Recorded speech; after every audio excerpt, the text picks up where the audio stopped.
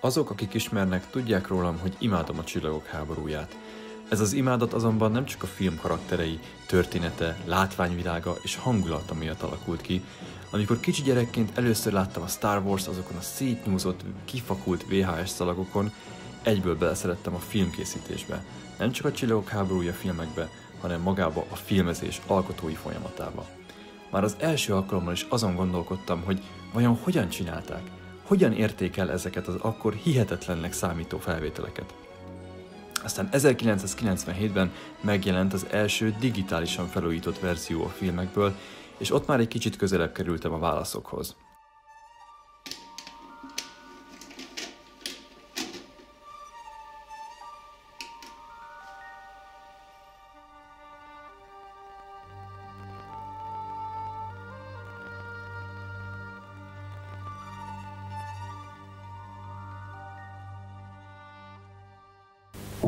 George Lucas 1977-ben alkotta meg a Csillagok háborúját, amely egy csapásra forradalmasította a filmkészítést. Most 20 évvel később az új digitális technika felhasználásával Lucas, a Lucasfilm, a THX, a Skywalker Sound, valamint az Industrial Light and Magic közreműködésével felújította, feljavította és kiegészítette a klasszikus epizódokat. Ennek eredménye a Csillagok háborúja trilógia felújított változata. Az eredeti Csillagok háborúja bemutatásának. Emlékszem, tátott szájjal bámultam, ahogy az alkotó George Lucas mesélt arról, hogy milyen trükköket és megoldásokat kellett alkalmazniuk, hogy meg tudják valósítani a felvételeket. Azt a részt, amikor Luke és Ben Kenobi a terepsiklóval megérkezik Mos Eisley-be, nem sikerült maradéktalanul megoldanunk. Míg azzal értük el a legjobb eredményt, hogy bekentük a kamerát vazelinnel, és elmosodottá tettük a kerekeket a sikló alján. De nem sikerült a lebegés érzetét kelteni. A barna háttér előtt felvett jelenetben jól látszott a sikló alatti narancssárga folt, amit viccesen erőmezőnek hívtunk. Ez a fajta kreativitás az, amire mindennél jobban felnéztem, és a mai napig talán a legnagyobb inspiráció az életemben. Gyerekként a másik dolog, amivel rengeteg időt töltöttem, az a Lego, és bár ezt még akkor nem tudtam megfogalmazni, de ma már értem, hogy miért. A Legóban is azt imádtam a legjobban, hogy ha valamit meg akartam építeni, akkor közben rengeteg problémát meg kellett oldani. És ha sikerült, az nagyon jó érzés volt. Ha nem sikerült, akkor addig kísérletezhettél, amíg meg nem találtad a megoldást. Itt is a kreativitás, a probléma megoldó készség és az alkotás élvezete egyesült, és ezt nagyon szerettem. A mennyország azonban akkor köszöntött be, amikor 1999-ben a Lego elkezdett Star Wars tematikájú készleteket kiadni.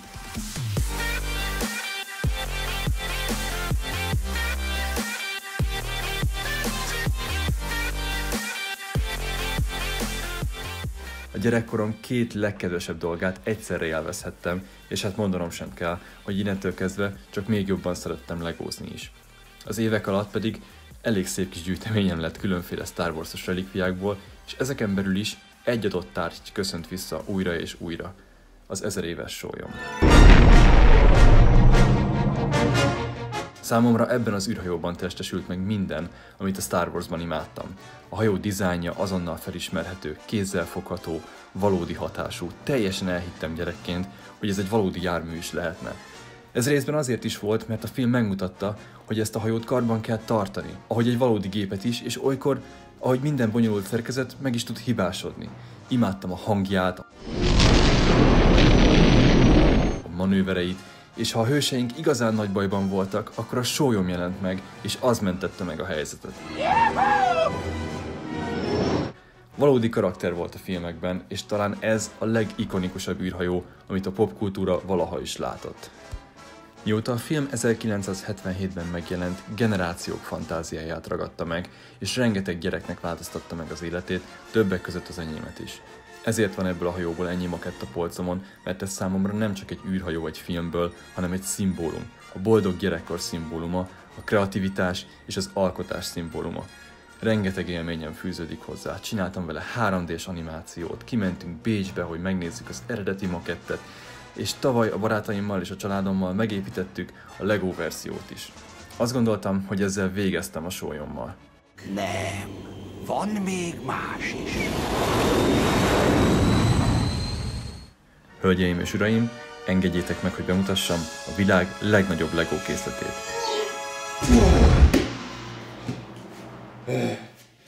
A 75-192-es készletszámú LEGO Millennium Falcont. Most mi van? Nem tudom. A set 7541 alkatrészből áll, ami több mint 5-szöröse a kisebb testvérének. A doboz súlya majdnem 15 kilót nyom, és a LEGO tényleg egy igazán különleges csomagolásba rejtette ezt a monumentális makettet. Ó gyerekek, jól régóta várok erre.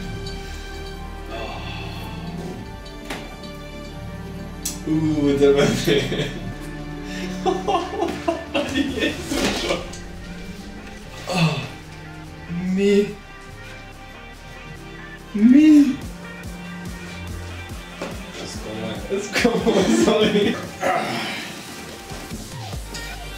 She's the fastest hunk of junk in the galaxy. She may not look like much, but she's got it where it counts, kid. I've made a lot of special modifications myself. It's a ship that made the Kessel run in less than 12 parsecs.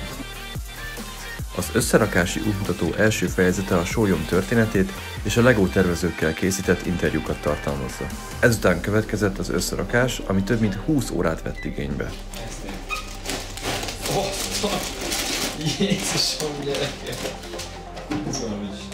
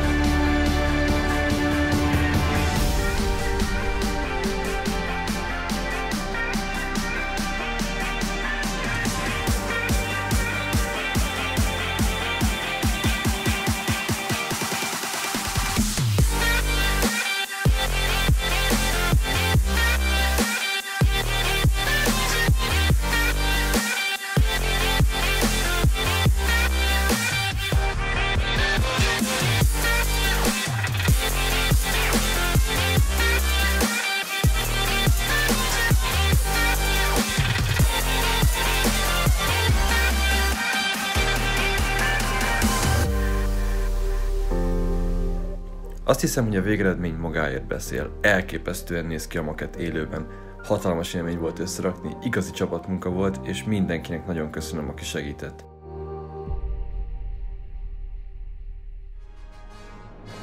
Nektek pedig köszönöm, hogy velem tartottatok, én Orosz Tamás voltam, köszönöm a figyelmet, és a következő videóban találkozunk. Sziasztok!